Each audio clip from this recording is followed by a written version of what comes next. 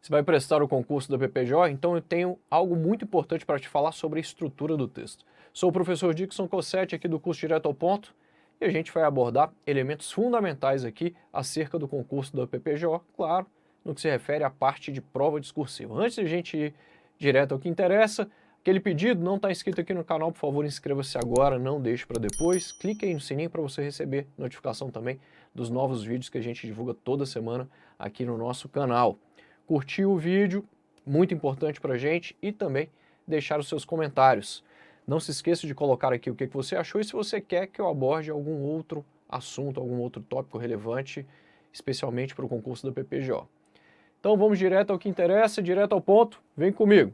Seguinte, estrutura do texto dissertativo para esta prova discursiva da PPGO. Vale frisar que em vídeos anteriores já falei para você que a prova discursiva vai versar sobre um tópico, um tema, um assunto relacionado à LEP, a legislação de execução penal.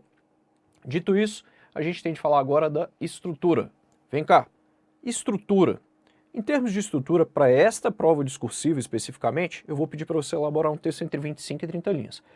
Ah, Dixon, mas o edital determina que o texto deve ter entre 15 e 30 linhas. Cara, você não vai conseguir uma boa nota se entregar um texto com 15, 20 linhas. Muito difícil você ter uma nota muito boa nessa prova. Por isso, você vai elaborar textos entre 25 e 30 linhas do jeito que o Dixon está falando. Então vamos abordar aqui todos os aspectos relacionados à estrutura do texto. E aí, cara, o que você vai fazer? Você pode apresentar ou um texto com 4 parágrafos ou com 5 parágrafos. Você escolhe ou com um ou com outro. Ah, mas tem um que é melhor do que o outro. Na verdade, não existe isso. Não existe. Qual é a diferença de um texto com 4 e um texto com 5 parágrafos? A diferença é a quantidade de parágrafos de desenvolvimento, porque ambos vão ter introdução, desenvolvimento e conclusão. Dá uma olhada aqui, ó. Texto com 4 parágrafos. Você vai ter o primeiro parágrafo, que vai ser sempre a introdução. Ah, mas eu gosto de fazer 2 parágrafos para a introdução. Não pode, está errado. Não pode. Para esse texto dissertativo argumentativo, você vai fazer só um parágrafo de introdução. E de conclusão, eu gosto também de fazer 2. Está errado. Você vai fazer somente um e é sempre o último parágrafo. No miolo, ou seja, no meio, você tem o desenvolvimento. A gente costuma chamar isso aqui ó, de D1, que é o parágrafo de desenvolvimento 1. E aqui, D2. Como você percebe, aqui eu tenho o desenvolvimento. D1 mais D2, que é o desenvolvimento. Se ligou? Já o texto com 5 parágrafos, ele vai ter introdução, vai ter conclusão. Introdução sempre o primeiro, conclusão sempre o último. Em termos de desenvolvimento, como você percebeu, aqui eu já tenho D1 mais D2 mais D3. Esta é a diferença, um parágrafo a mais de desenvolvimento. Ah, mas esse texto com 5 parágrafos eu acho que ele é melhor, Dixon. Isso não existe, pessoal. O texto com 4 parágrafos ele também pode ser muito bom. Agora, se você perguntar a minha preferência, eu prefiro textos com 5 parágrafos. Por quê?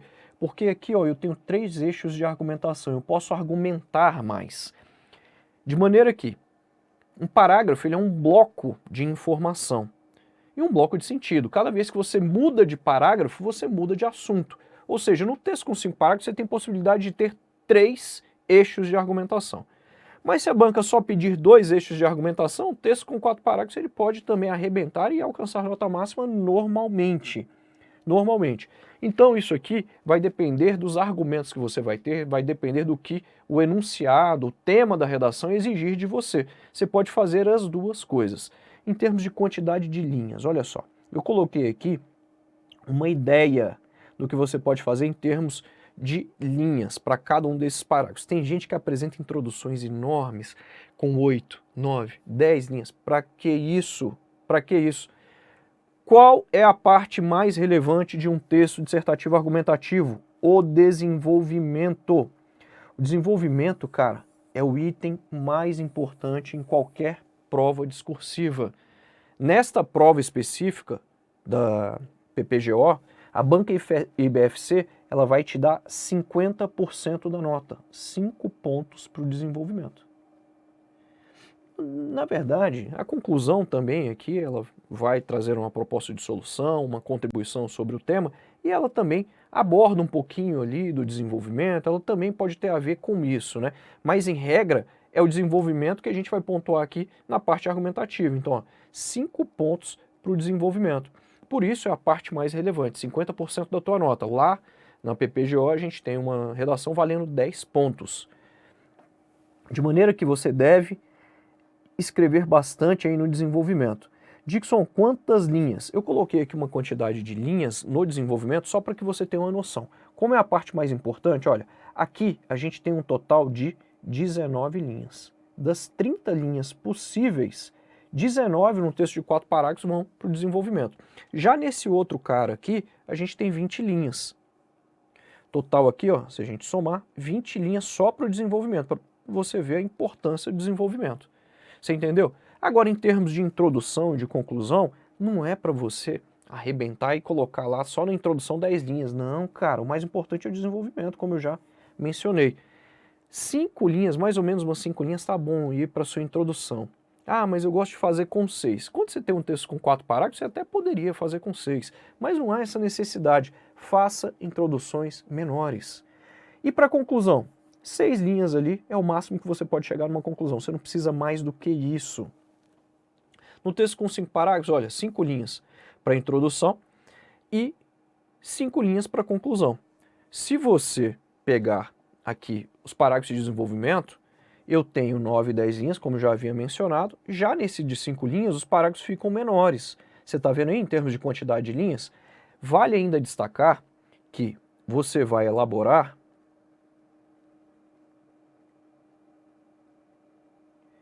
cada parágrafo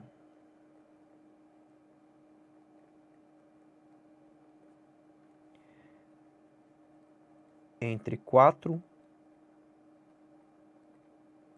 e 10 linhas. Não elabore parágrafos maiores que 10 linhas. Por que, Dixon? Porque senão esse parágrafo ele vai ficar com muita informação, vai ficar um parágrafo cansativo para nós, os corretores, e evidentemente que você pode se perder nesse parágrafo também, ele pode ficar sem coerência, sem coesão, ele pode trazer ali assuntos que não convergem perfeitamente, que não estão em perfeita conexão textual. Por isso é importante você elaborar parágrafos, cada um deles, entre 4 e 10 linhas. Há aqui também uma outra dica muito importante, cara, em termos de estrutura. Em termos de estrutura, eu vou dizer para você que você vai fazer o seguinte: para cada parágrafo, você vai dividir cada parágrafo